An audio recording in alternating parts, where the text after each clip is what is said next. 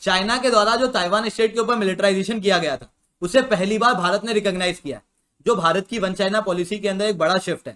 साथ में भारत की डिप्लोमेसी के अंदर बड़ी चेंजेस हम लोग को देखने को मिल रहे हैं जब से लाइन ऑफ एक्चुअल कंट्रोल के ऊपर चाइना के साथ में डिस्प्यूट उभर के आया। इन सारी चीजों को इस लेक्चर के माध्यम से मैं आप लोगों के साथ में डिस्कस करूंगा, बट उसके पहले आप लोग मेरे साथ में SRC10 टेलीग्राम ग्रुप के ऊपर जुड़ सकते हो। क्लास की अपडेट पीपीटी पीडीएफ आपको हमें मिल जाती है। इसके अलावा रोज सुबह 9 बजे द हिंदू एनालिसिस की क्लास मेरे द्वारा पाथफाइंडर चैनल के ऊपर ली जाती है, आप वहां पर मेरे साथ में जुड़ सकते हो। हर अल्टरनेट डे मेरे द्वारा शाम को 9 बजे आंसर राइटिंग की प्रैक्टिस कराई जाती है अनअकैडमी प्लेटफॉर्म पे, बिल्कुल फ्री ऑफ कॉस्ट। आप वहां पर ही मेरे साथ में जुड़ सकते हो, जिसकी लिंक नीचे कमेंट के अंदर अवेलेबल है। अभी जाओ एनरोल करो, ठीक है। तो चलिए दोस्तों समझने की कोशिश करते हैं। हुआ कुछ ऐसा कि 2017 के अंदर श्रीलंका के अंदर हम्बनटोटा पोर्ट, ये श्रीलंका के दक्षिण भाग के अंदर है। 2017 के अंदर 99 साल के लिए चाइना की एक कंपनी द्वारा हम्बनटोटा पोर्ट को लीज के ऊपर ले लिया गया था, जिसके बाद में 99 साल तक अब चाइना के पास में ये हम्बनटोटा पोर्ट है। इस हम्बनटोटा पोर्ट के ऊपर युआन वांग करके एक वेसल जो है वो चाइना की आ रही थी। चाइना के पास में ऐसी 7 वेसल है, जिसका 5वां एडिशन श्रीलंका के हम्बनटोटा पोर्ट के ऊपर लाया जा रहा था, जिसके ऊपर इंडिया ने काफी ज्यादा कंसर्न शो किए थे। इंडिया ने कंसर्न शो इसलिए किए थे क्योंकि अगर आप इस वेसल को ध्यान से देखोगे तो उसके ऊपर इस तरीके के रडार लगे हुए हैं, जिसके कारण से ये वेसल काफी हाईटेक है स्पाइंग को लेके। इसी कारण से भारत ने इस वेसल को स्पाई वेसल भी कहा था। और ये जो स्पाई वेसल है ये लगभग 750 किलोमीटर की रेंज के अंदर सैटेलाइट से आ रही जानकारी, किसी भी क्रिटिकल इंफ्रास्ट्रक्चर के अंदर पड़ी जानकारी के अंदर स्पाई कर सकती थी। और चाइना जो कि पूरे विश्व के अंदर जाना जाता है साइबर अटैक के लिए, वो इंडिया के क्रिटिकल इंफ्रास्ट्रक्चर के डाटा जब ले लेगा तो उसकी वजह से इंडिया की सिक्योरिटी और सॉवरेनिटी के इश्यूज जो है वो देखने को मिलेंगे, जिसके कारण से 13 अगस्त के दिन ये शिप श्रीलंका के अंदर आने वाली थी। भारत ने काफी ज्यादा कंसर्न शो किए, श्रीलंका को मना किया, जिसके बाद में 13 अगस्त को इस चीज को रोक दिया गया था। हालांकि चाइना ने काफी ज्यादा लोन श्रीलंका को दिया हुआ और श्रीलंका काफी मात्रा में भी डेप्ट के अंदर है।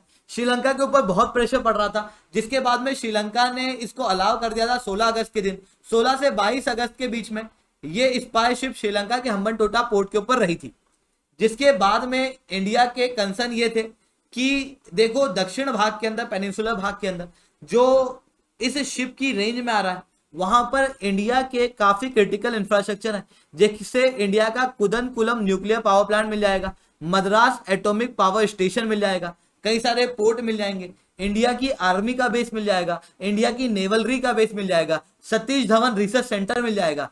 इन सारी जगहों के ऊपर स्पाई किया जा सकता है उस वेसल के द्वारा, जिसके कारण से इंडिया जो है वो कंसर्न शो कर रहा था।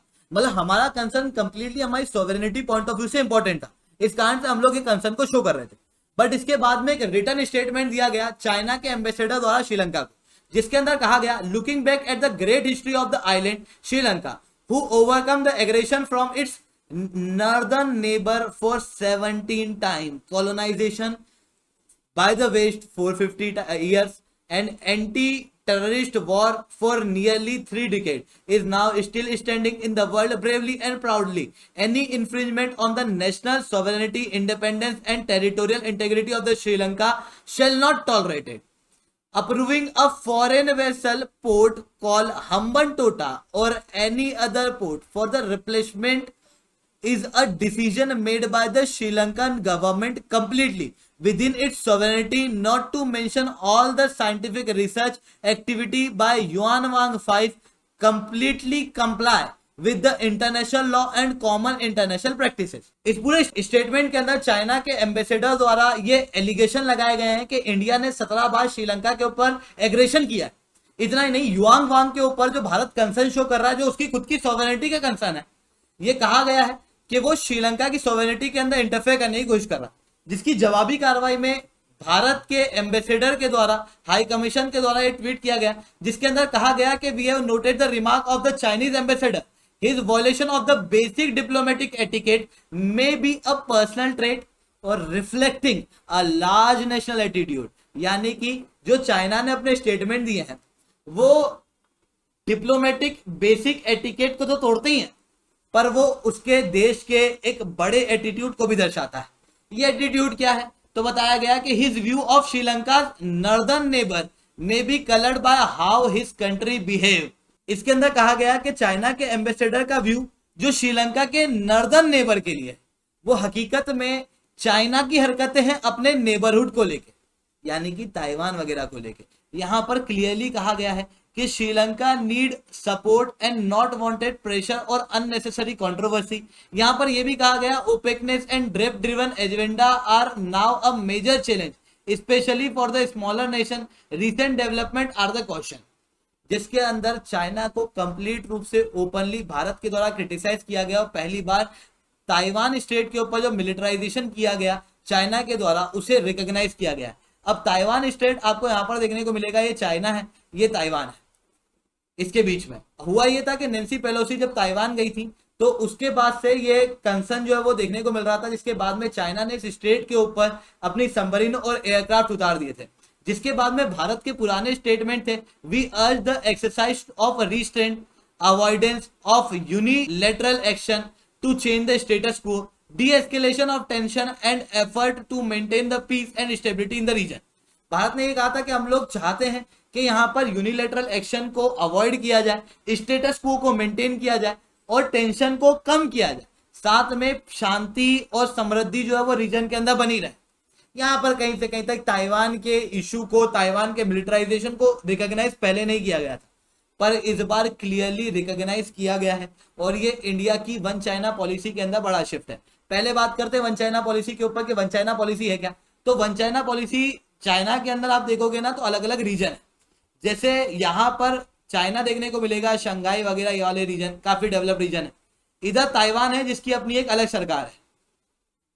यहाँ पर एक तिब्बत भी है, तिब्बत को गलत रूप से एनेक्स किया था चाइना के द्वारा।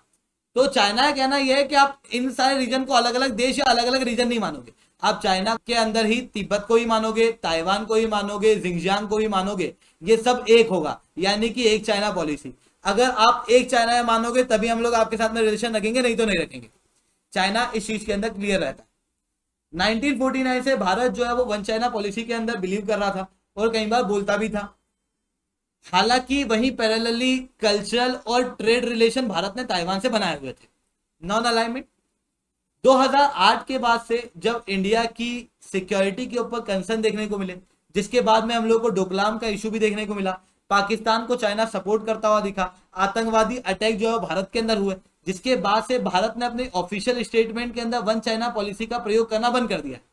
चाइना के द्वारा जब अरुणाचल प्रदेश के ऊपर क्लेम किया जा रहा था 2008 के अंदर, तब से ये चीज और भी ज्यादा कम कर दी गई है भारत के द्वारा और अब भारत वन चाइना पॉलिसी को अपने ऑफिशियल स्टेटमेंट में यूज नहीं करता है, हालांकि प्रैक्टिकल रूप से फॉलो करता है। मतलब भारत जो है वो चाइना की टेरिटोरियल इंटेग्रिटी को सम्मान देता है।